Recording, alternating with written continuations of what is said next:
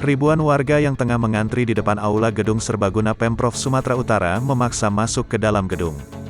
Bahkan warga menjebol pintu besi yang membatasi antara gedung dan warga.